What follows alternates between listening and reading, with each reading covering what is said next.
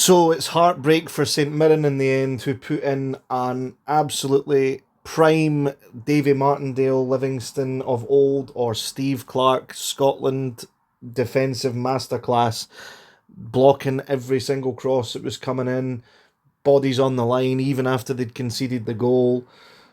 Bits of slices of luck as well with deflections that were hitting the bar and coming off the goalie and not going in. It looked like St Mirren were going to have put in a great defensive performance and come away with a point once again at Celtic Park, of course, being there at the end of last season and picking up a point as well after potentially could have been three after a James Forrest equaliser, of course.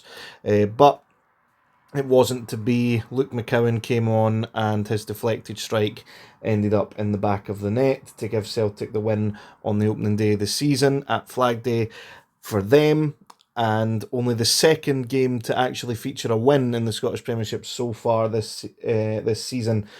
We'll see if Hearts or Aberdeen can add to that tomorrow night, but it's also the first clean sheet for a side as well in the Scottish Premiership this season for Celtic, which bodes well for my prediction of Kasper Schmeichel getting the most clean sheets in the season.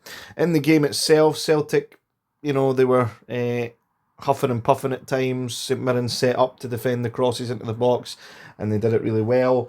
Right at the end of the first half, there was a well-worked moment where the ball was cut back to Benjamin Nigren from Dyson Maeda. He took a touch out his feet to hit it, and Shamal George manages to get a strong hand to it, and it tips it onto the bar just before half-time. There was also a moment in the first half as well where Dyson Maeda had rounded the goalkeeper. He decided not to take the shot on. He tried to cut it back for Yang, and it was just a little bit behind him.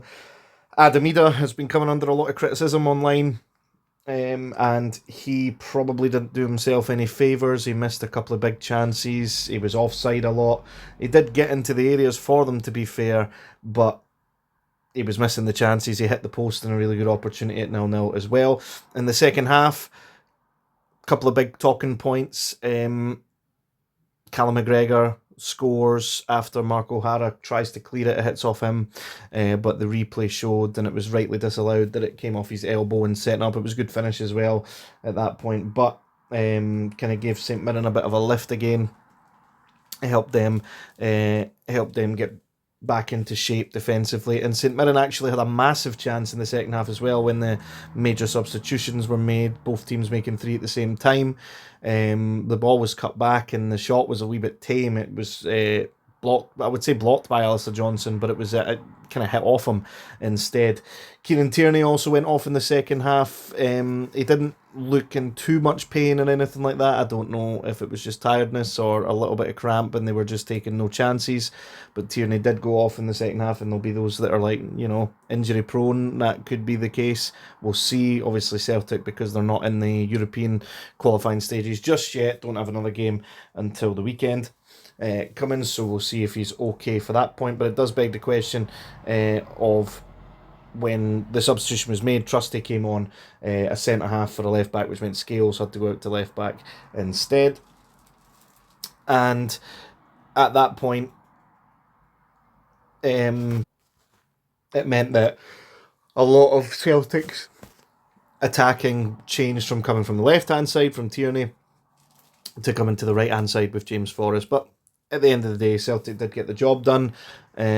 Credit to St Mirren though for their defensive performance. I think they'll be pretty feeling hard done by that they didn't come away with the draw, although on the balance of play, the way that it came out, Celtic hit the woodwork a fair few times, disallowed goal as well. You would say that only one team actually deserved to win the game, but St Mirren will feel as though the defensive performance did merit the draw as well. So, on to tomorrow. We'll see how Hearts and Aberdeen decide to add to proceedings. At the moment, Celtic and Hibs are the only teams on 3 points. Everybody else is on 1 point, with the exception of Dundee and St Mirren.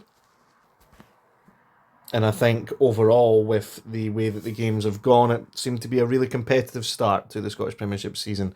Thank you very much for watching. If you are new around here, please consider checking out some of the other content on the channel, and I'll catch you in the next one.